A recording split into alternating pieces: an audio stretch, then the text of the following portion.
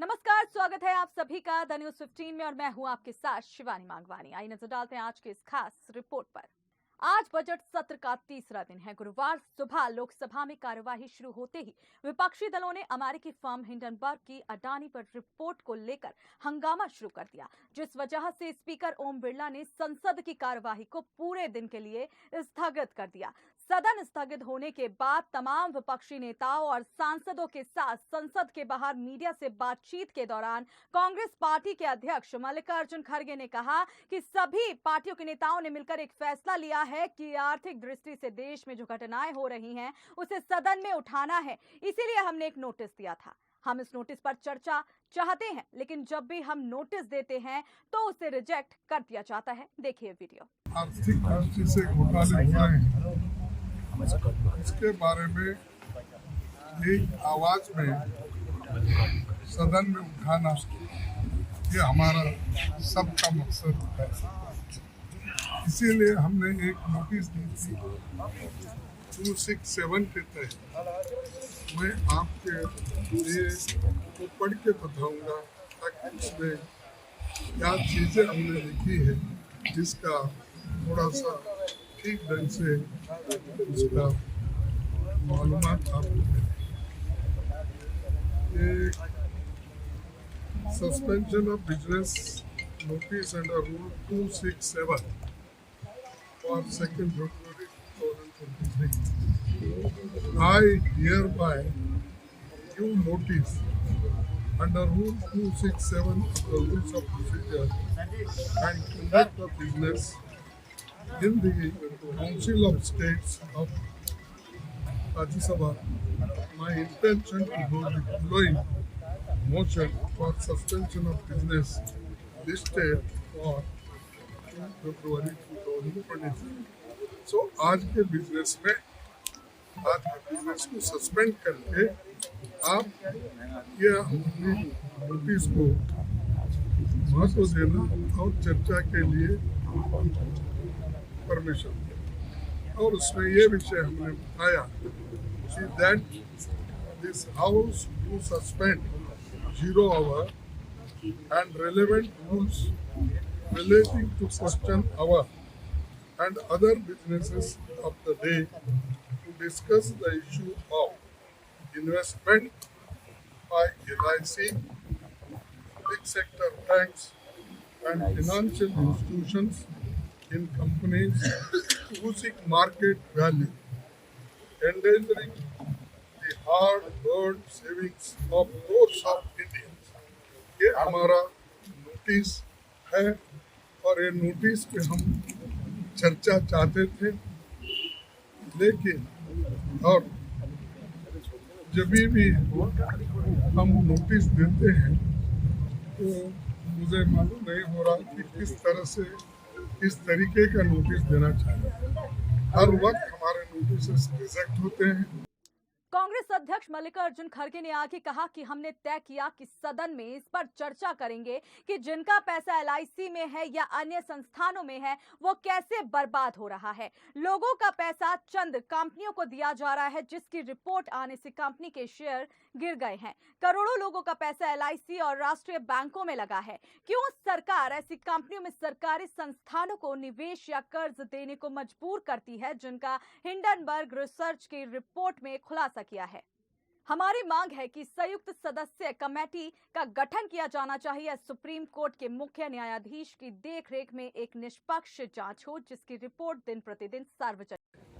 हम सभी ने तय किया कि सदन में एक वॉइस में एक होकर जो आज करोड़ों लोगों का पैसा LIC में है, एक जिसको बहुत सी रेप्यूटेड इंस्टीट्यूशन है और सभी लोग करोड़ों लोग उसमें इन्वेस्टमेंट करते हैं, पॉलिसी देते हैं, बच्चों के पढ़ाई के साथ वो लाइफ इंश्योरेंस भी करवा लेते हैं। तो ऐसे करोड़ों लोगों से संबंधित इंस्टीट्यूशन का पैसा आज बर्बाद हो रहा है। और दूसरी तरफ जो बैंक है SBI और दूसरे नेशनलाइज बैंक हो, उसमें भी गरीब लोग अपना पैसा रखते हैं और वो पैसा भी आज हर जगह डिस्ट्रीब्यूट किया जा रहा है, चंद कंपनियों को दिया जा रहा है।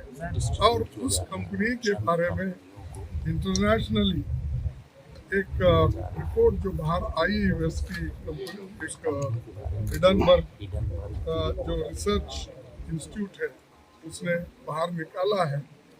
अब जब निकालते ही देश के अंदर जितने भी ये जिस कंपनी को इन्होंने पैसे दिए थे उस कंपनी के शेयर्स तो इतने गिर गए कि बहुत से लोगों को मूर्छा आया वहीं गिर सुनते ही। ऐसी स्थिति देश का ये सरकार ने बना के रखा है।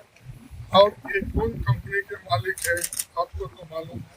और बार बार हम एक व्यक्ति के रूप में किसी को टीका करने के बजाय हम तो ये कहेंगे कि सरकार ऐसे कंपनियों को कैसा पैसा दे रही है, क्यों प्रेशराइज करके दिला रही है, हमको समझ में नहीं आ रहा। इसीलिए लोगों के हित को ध्यान में रखते हुए और जो ये LIC, SBI, दूसरे बैंक जो सरकारी इंस्टीट्यूशंस हैं दिए हैं, इसकी एक जांच होना चाहिए। इसके लिए हम इस चर्चा में डिमांड करना चाहते हैं या तो ज्वाइंट पार्लियामेंट्री कमेटी हो या सुप्रीम कोर्ट के जो चीफ जस्टिस है उनके नेतृत्व में इसकी इंक्वायरी हो और डे टू डे रिपोर्ट भी जनता के सामने रखे, उसका प्रोग्रेस क्या है और किस ढंग से ये इंक्वायरी चल रही, इसका एक ट्रांसपेरेंसी हो। आगे इस विषय को लेकर द न्यूज 15 के संवाददाता शुभ सेठ ने कांग्रेस के राज्यसभा सांसद और जम्मू कश्मीर की प्रभारी रजनी पाटिल से खास वार्ता की। आइए सुनते हैं कांग्रेस की रणनीति को लेकर रजनी पाटिल ने क्या कहा। जम्मू कश्मीर के इंचार्ज रजनी पाटिल मैम हमारे साथ बात करने के लिए मौजूद है। मैम, पार्लियामेंट में जो हंगामा हो रहा है गौतम अडानी को घोटाले को लेकर, इसको आप किस तरह से देखती हैं? हम ये सोचते हैं कि जिस तरह से गरीब लोगों ने, मध्यम वर्गीय लोगों ने अपनी पूरी पूंजी लगाई है किस चीज़ में, अगर उसको आप किसी पर्सनल व्यक्ति को बेचना चाह रहे हैं। हमेशा पूछते हैं कांग्रेस ने 70 साल में क्या किया, 70 साल में क्या किया। 70 साल में कांग्रेस पार्टी ने जो भी कुछ किया उसको बेचने का काम ये लोग कर रहे हैं। और अगर ऐसे हो जाए और असुरक्षित महसूस करेंगे हमारी जनता, तो मुझे लगता है उसका सवाल पूछने का अधिकार हमें है। बात करते हैं मैम, 2 बजे सदन दोबारा स्टार्ट होगा, तो क्या दोबारा सवाल उठाया जाएगा? ये सवाल हम उठाएंगे और हमें लगता है कि सरकार हमारी बात सुने, कम से कम उसके ऊपर उनकी क्या सोच है वो बताने की कोशिश करे। हमारा आवाज़ बंद करके कुछ मिलने वाला नहीं है। गौतम अडानी का एक वीडियो भी सामने आया था जिसमें वो कह रहे थे, तो क्या आप उस वीडियो से सहमत हैं? नहीं, हम वीडियो से बिल्कुल ही सहमत नहीं, क्योंकि वो उनके दिखाने के दाद अलग और खाने के अलग है। हम चाहते हैं कि वो प्रमाण होना चाहिए उनके पास। जब प्रमाण होगा तो ही हम उसके लिए मान देंगे। इस मुद्दे पर कांग्रेस के वरिष्ठ सांसद और राज्यसभा में पार्टी के सचेतक सैयद नासिर हुसैन ने कहा कि सरकार गरीबों की गाढ़ी कमाई का पैसा अपने पूंजीपतियों मित्रों पर लुटा रही है। हम इसको लेकर संसद में सरकार को घेरेंगे। सरकार ने अगर हमारी बात नहीं मानी तो हम सड़कों पर उतरेंगे। सैयद नासिर हुसैन ने और क्या कुछ कहा, आइए आपको सुनाते हैं। सदन में गौतम अडानी के स्टॉक को लेकर लगातार हंगामा हो रहा है, इसको आप किस तरह से देखते हैं?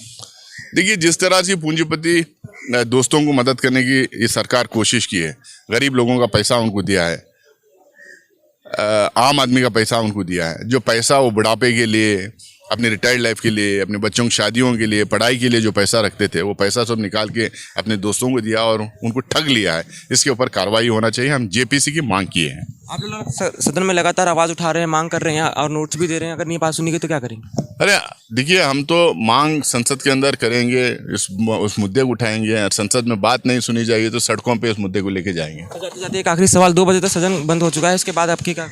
2 बजे भी हंगामा होगा, ऑब्स्ट्रक्शन करेंगे, एक कदम भी पीछे हटने वाले नहीं है।